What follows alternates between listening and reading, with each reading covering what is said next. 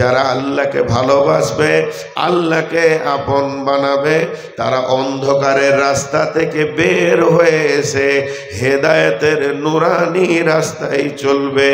ওয়াল্লাযীনা কাফারু আউলিয়াউহুমুত তাগুতু ইখরিজুনাহুম মিনান নূরি ইলা যুলুমাত।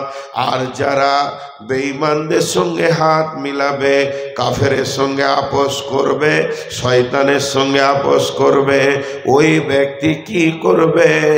অন্ধকার থেকে ফিরে গিয়ে, আলো থেকে ফিরে গিয়ে অন্ধকারের রাস্তা ধরবে। আল্লাহ বলছে ওই রাস্তা যারা ধরবে, রাস্তাটা কোথা গিয়ে শেষ হয়েছে শুনে নাও। উলাইকা সাহাবুন নারি হুম ফিহা খালিদুন। এরা জ্বলন্ত লেলিহান অগ্নিশিখার ভিতরে গিয়ে ঢুকবি। রাস্তা দুটো ভাগ করে দিলেন আল্লাহ। কোরআনই বলছে পৃথিবীতে অনেক রাস্তা আছে, কিন্তু সেগুলো অন্ধকার, মোহর মেরে দিয়েছে। জি, রাস্তা দুটো ভাগ করে দিয়েছেন আল্লাহ। তো সেই দুটি বিভাজনের মধ্যে একটা হলো নুরানি রাস্তা, আর একটা হলো জুলমানি রাস্তা। একটা রাস্তায় আলো আছে, আলোতে কারা আসবে? যারা ইমানদার হবে, তারা অন্ধকার থেকে বের হয়ে আলোকে গ্রহণ করবে। আর যারা বেঈমান হবে, তারা কি করবে? আলোকে ছেড়ে দিয়ে অন্ধকারের রাস্তায় দৌড়বে। বসে এখানে দাঁড়িয়ে আছে, একাই একাই দাঁড়িয়ে আছে, আন্দোলন করছে, বসেছে আবার হাগার মতো, আবার উঠবে, প্যান্টটা টাইট আছে।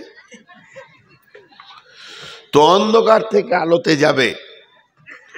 তো হেদায়াত এমন একটা জিনিস, এটা মার্কেটে কিনে পাওয়া যায় না। হেদায়াত এমন একটা জিনিস, এটা দোকানে কিনে পাওয়া যায় না। আর হেদায়েতের মালিক একজন, তিনি হলেন কে? আল্লাহ। হেদায়েতের মালিক কে? আল্লাহ। দেখেন, বিসমিল্লাহির রহমানির রহিম। ইন্নাকা লা তাহদি মান আহবাবতা ওয়ালাকিন্নাল্লাহা ইয়াহদি মান ইয়াশা।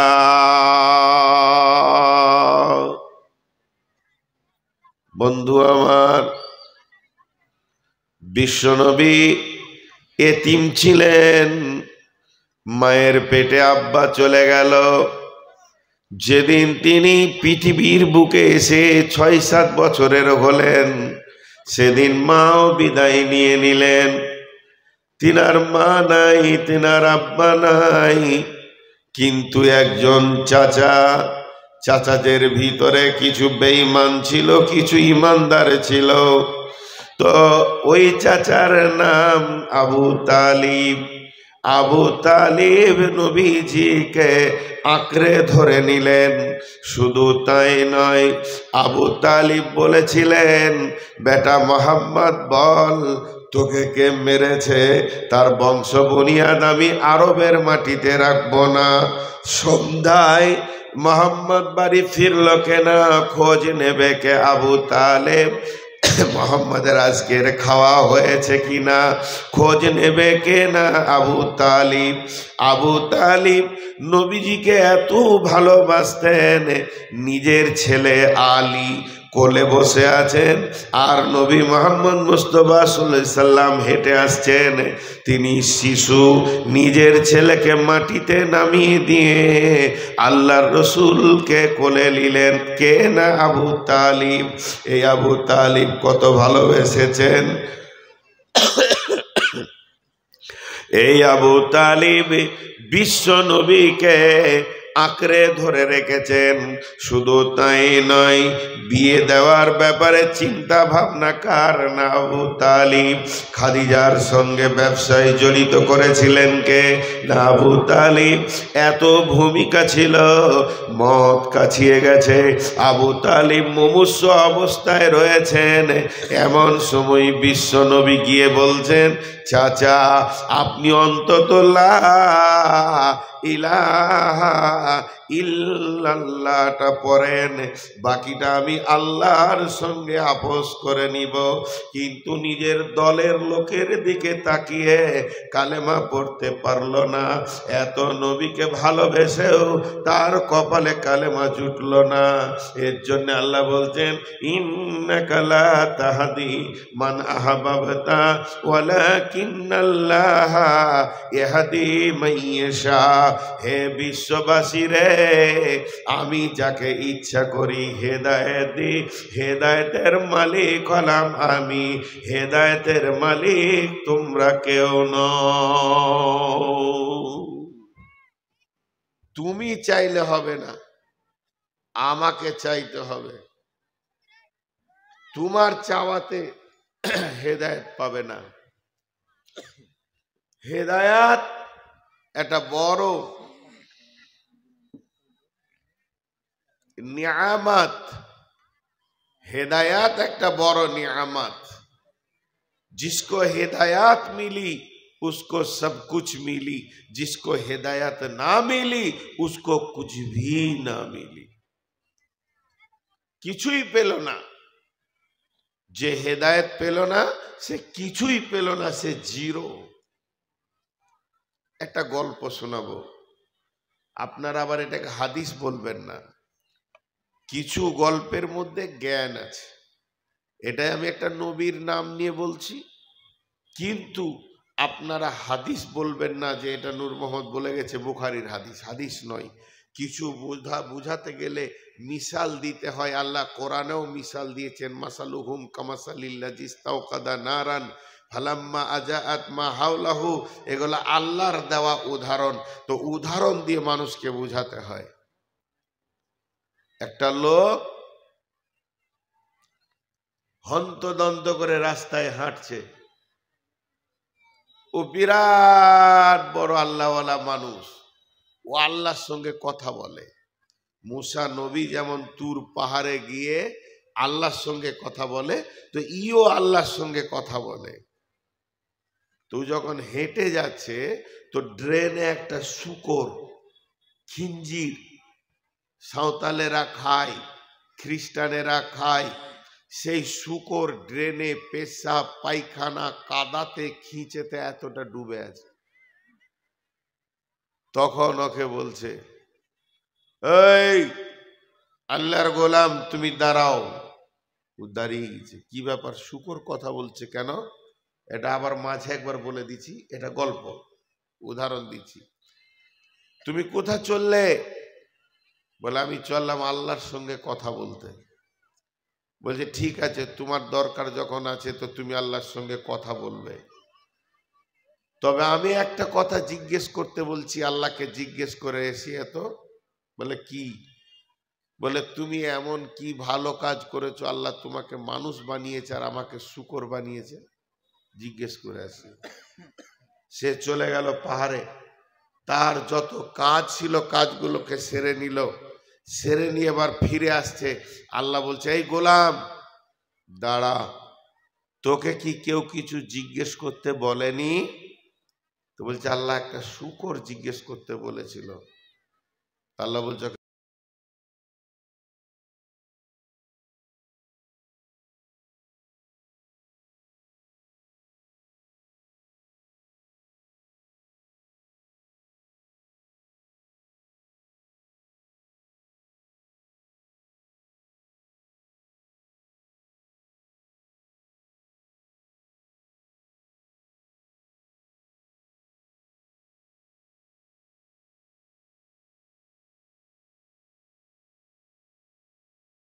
ওকে যে মানুষ বানাবো তো একটা শর্তে বানাবো। মানুষ হয়ে যাওয়ার পর যা চাইবে আমি তাই দিব, হেদায়েত দিব না। যা তুই ওকে বলে দিগা। এবার ওই লোকটা ফিরে যাচ্ছে। শূকরটা ট্রেন থেকে উঠে দাঁড়িয়ে বলছে, আল্লাহর ওলি আমার খবরটা দাও, আমার প্রশ্নের উত্তরটা দাও। সঙ্গে সঙ্গে বলছে, যে তুই এই ব্যাপারে আল্লাহর সঙ্গে কোনো কথা বলবি না, আল্লাহ বেনিয়াস, আল্লাহ কারো তাওয়াক্কা করেন না।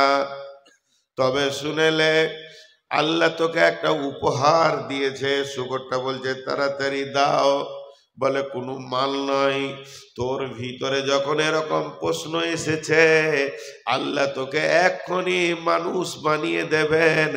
আমাকে বলছে তবে একটা শর্তে মানুষ বানাবে, তুই মানুষ হয়ে যাওয়ার পর যা চাইবি তাই দেবে।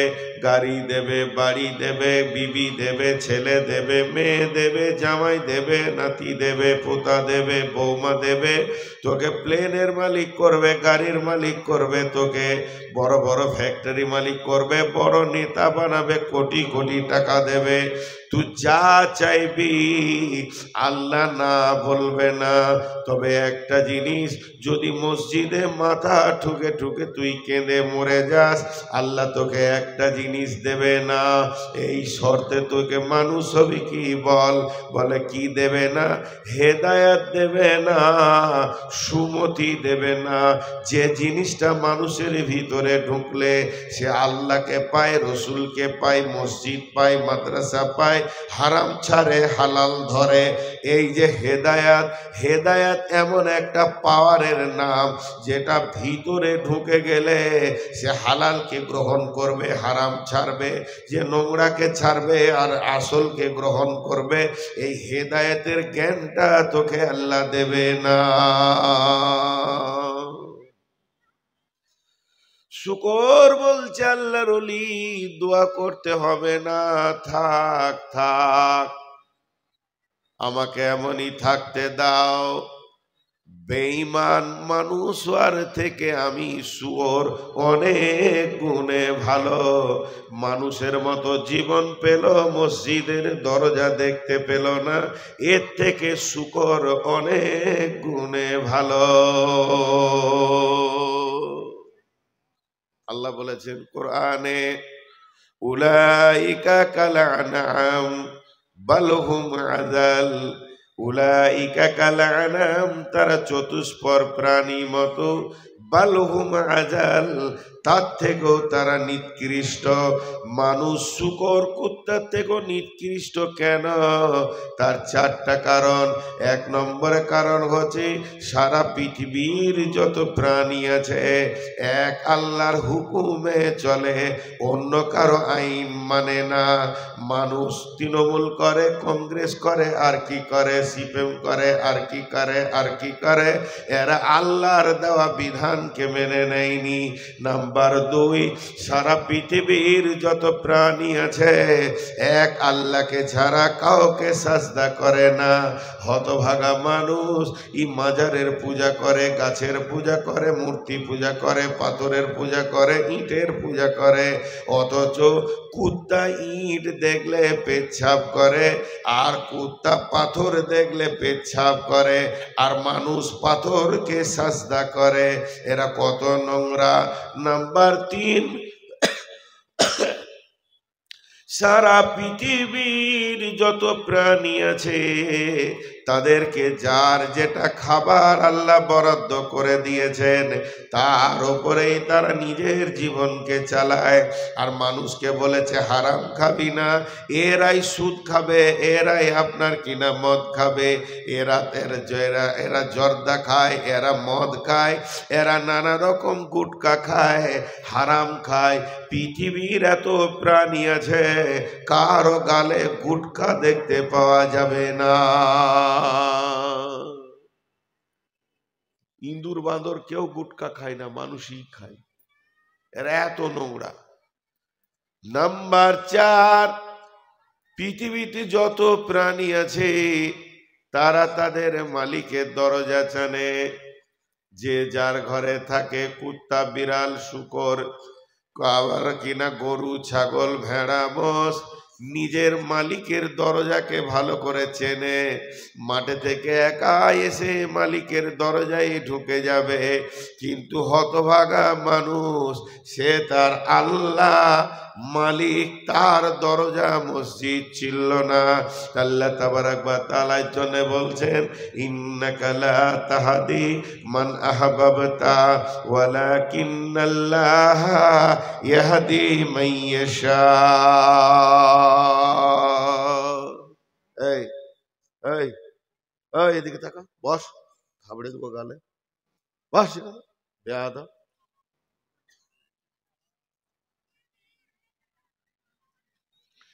হেদায়াত এমন একটা জিনিস,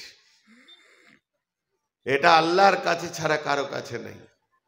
রসুলের নিজের চাচা হেদায়েত পেল না, আর হেদায়েত পেল কে? হিন্দা। হিন্দাকে চিনেন? হিন্দার নাম শুনেছেন এর আগে? কথা বলেন। এই যারা মাদ্রাসায় পড়েছে এরা জানবে, যারা সাধারণ হিন্দাকে চিনেন আপনারা? জি, হিন্দা হলো ইমাম মাবিয়ার মা, এজিদের দাদি। হিন্দা হচ্ছে আবু সুফিয়ানের বিবি। এই মালটা, এই মেয়েটি কত বড় কাজ করেছিল জানেন? ওর বাড়িতে একটা গোলাম ছিল, ওয়েসি হাবশি গোলাম। সেই গোলামকে বলছে, তোকে প্রাইজ দিব যদি আমির হামজার কলিজাটা আমার হাতে দিতে পারিস। আমির হামজার ওপরে এত টার্গেট কেন? আমির হামজা ছিলেন মুসলিমদের মধ্যে একটা বড় বীর যোদ্ধা। বদরের যুদ্ধে হিন্দার বাপ, হিন্দার ভাই, এই বেঈমানগুলো আমির হামজার হাতে পৃথিবী ছেড়েছে, জাহান্নামে গেছে। ওর কলিজায় আর সহ্য হচ্ছে না, বাড়ির গোলামটাকে বলছে, যেদিন ওই আমির হামজার কলিজা এনে আমার হাতে দিবি, সেদিন তোকে একদম গোলামিত্ব থেকে বের করে দিয়ে আজাদ করে দিব, তোকে একদম বেকসুর খালাস করে দিব, যেদিকে ইচ্ছা তুই দৌড়বি। দেখছি এত সুযোগ ছাড়া যায়। এক বছর যেতে না যেতেই, কমপ্লিট এক বছর হয়নি, তার আগে ওহুদের ডঙ্কা বেজে উঠল। ওইসি দেখল বিরাট সুযোগ, আমির হামজাকে কি করে কাবুতে আনা যায়। ওইসি বলছে, সবসময় আমি খেজুর গাছের আড়ালে মরুভূমির প্রান্তে শুধু তাক করে আছি, কখন আমি আমির হামজাকে পাবো।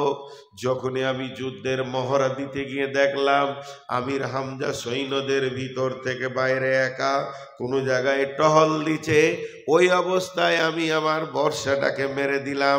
আমির হামজার বুকে গিয়ে বর্ষাটা পড়ল।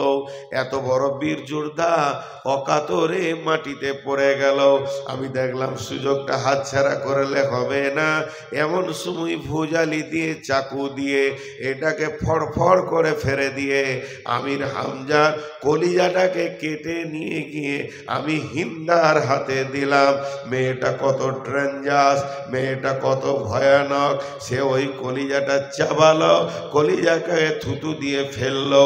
শুধু তাই নয়, কেউ বলে ওর মাথাটাও দেওয়া হয়েছিল, মাথাতে লাথি মেরেছে।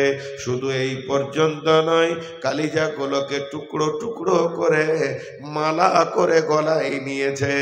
এত বড় ডেঞ্জারাস মেয়ে, যার নাম হলো হিন্দা।